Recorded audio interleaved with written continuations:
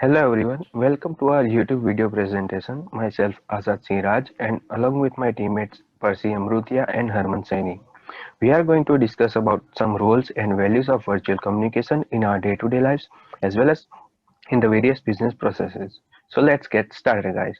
First of all, what is virtual communication? Virtual communication is how people interact with each other without being in the same area, location, or country. It is widely used by remote teams in an office environment and practically in every industry. Moreover, it can be held on various platforms like phone calls, conferencing software, messaging apps, project management tools, emails, etc. It has a great impact on the productivity of the employee as it provides privilege of working remotely and conveniently. According to a study done by Indeed, it is clear that around one-third of the employees prefer to communicate on video conferencing because it is one of the most effective and fast way to communicate.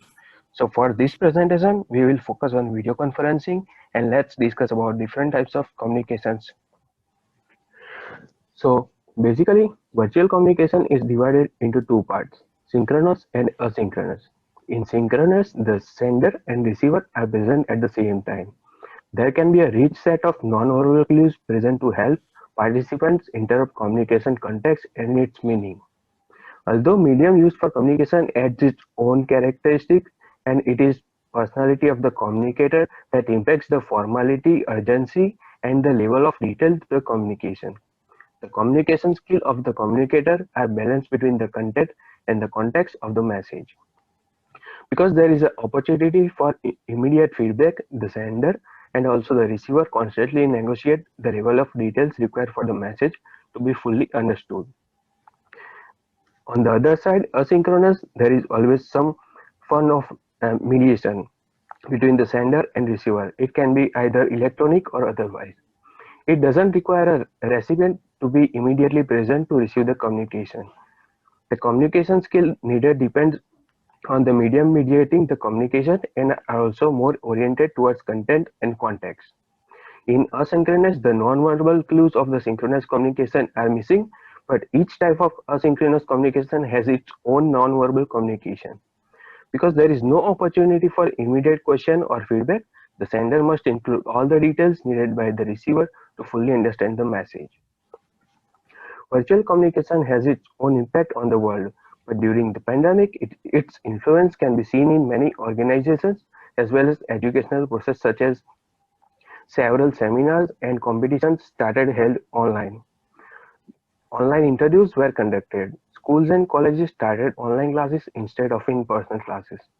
Government took so many crucial decisions by organizing online meetings. Doctors started consulting their patients online.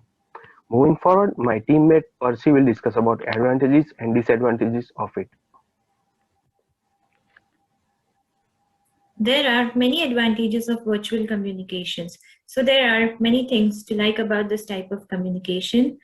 Advantages are it increases productivity. So when time is saved, convenience is present, best talent is harnessed, and flexibility is attained, there is definitely an increase in productivity.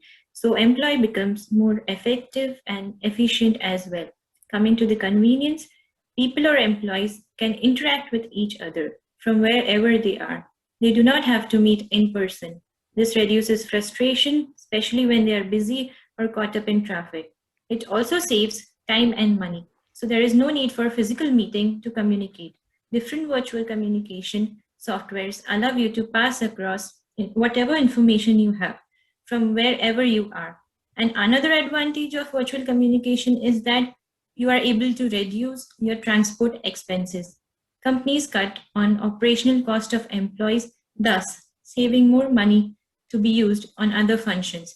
It also promotes flexibility. This is an essential part for people who are struggling with work and life balances.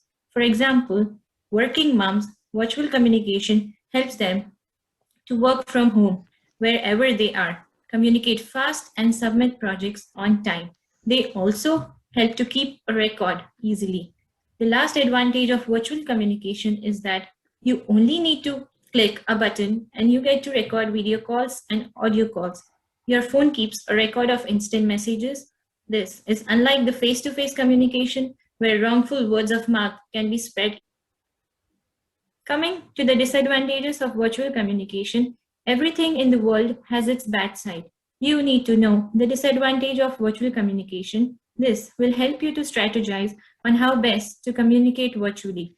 These are the technical problems. Virtual communication relies on software, machines, and the internet, which can malfunction at any time. This affects ongoing and scheduled virtual communication endeavors. Now, the absence of nonverbal communications. Some virtual communication techniques, like voice calls, do not accommodate face of people. Therefore, it is easy to mistake a sarcastic comment for a genuine one, unless you are very keen. This causes miscommunication. Coming to the security concerns, as the internet being used in the virtual communication, there might be chances of data being exposed to various hackers, and there can be lots of sensitive information being discussed. So there is a risk of data being hacked or stolen. Some functions require face-to-face communication as well. Interacting virtually does not solve all the communication needs. For instance, during crisis, this is why face-to-face communication will never get outdated. Now, misinterpretation of messages. In face-to-face communication, several elements come into play to foster a good communication, like nonverbal cues and tone of voices. In virtual communication, typing in all the capital letters, for example, might be interrupted as shouting to one person while the other person won't consider that rude. So now, my friend Herman will carry from here. Thank you, Percy. Remote working is becoming more prevalent, particularly in the tech industry. Most of the tech professionals now work from home and value the ability to clock in from location outside of the office, or work more flexible hours as a huge attraction when looking for a new role. As the remote working rises, so does the impact of virtual communication, as it is evident in the graph that half of the employees prefer virtual communication because of flexible schedule, and 36% also thinks that being able to care for family is an important aspect. Around 33% believes that it saves them money and time.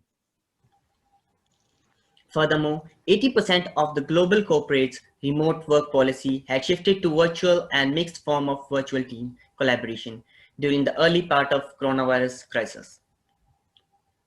As the study done by Clutch.io shows that the number of active users on Microsoft Teams are rising by leaps and bounds. As the world is struck by COVID-19, more people started working from home, further increasing the trend. A study conducted by GitLab in 2020 shows that 62% of the employees worldwide say that they might think of resigning from their organization and joining a company that offers remote work. 64% of the organization says that the shift of virtual teamwork will likely be a permanent one because of COVID-19. Virtual communication is becoming popular, and it would be not wrong to say that it is here to stay. It would be wise for the organizations, if their work seems compatible, to adopt their approach of virtual communication. Thank you.